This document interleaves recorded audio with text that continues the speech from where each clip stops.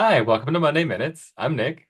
And I'm Jessie, and here we are yet again to talk about another 24/11 enhancement that you're going to get super excited about because guess what? This week we're talking all about notices and slips. Ooh, yeah. There's quite a few this week, Nick, that we are going to talk about, and I'm going to hit it off by talking about the first big one that is in the modifying notice options. So prior to this release, a lot of people would always say, I want to know what it looks like. I want to know what the notice looks like. I want to see what it says. Mhm. Or maybe you got to a point where you edited it so much and you're like, ugh, this is a mess. It's all wrong. I just want to go back to the beginning. Nick, talk about this new button, View Default. So what this button does is it pops up this little window, which will show you the original Koha notice, the notice that Koha ships with.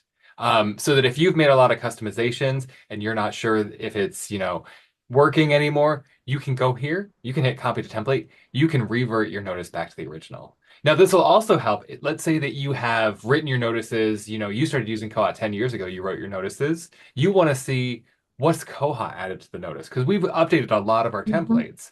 So this will show you the most recent notice that Koha shipped with. So you can also use this to update if you have notices that you've been using for a long time. Awesome. I love it.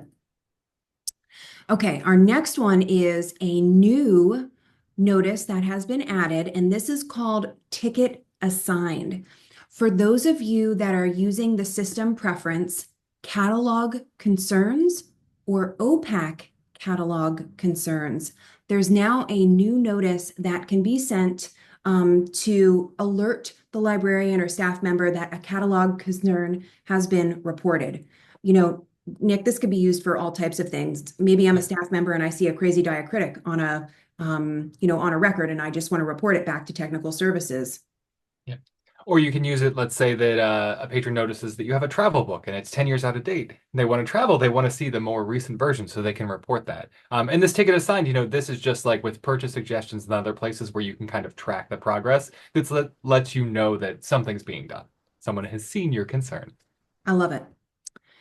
Okay, our next change will be in the patron details. Mhm. And if we scroll all the way down to our patron messaging preferences, we're going to see a reordered table.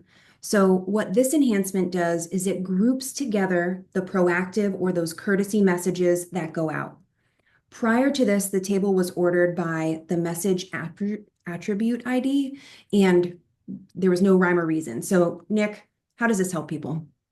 I mean, this just lets you group together your options so that when you're kind of setting things up, you can say, okay, here are my hold options. Let's set them one way, interlibrary loan, and then our checkout stuff. So it's just a little bit nicer to view and see them in the order that kind of you expect and the way that you work with them. Love it. All right, we saved a big one for our last one, and that is a new system preference called Restrict Patrons with Failed Notices.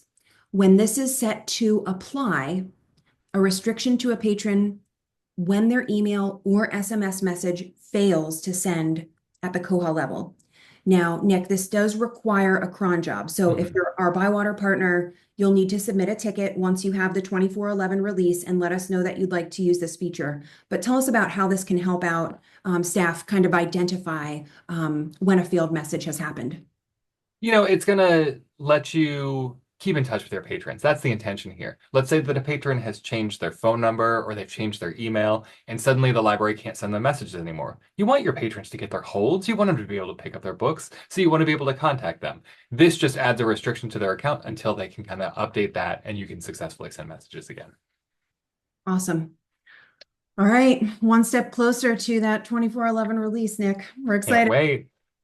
All right, have a great week. Bye.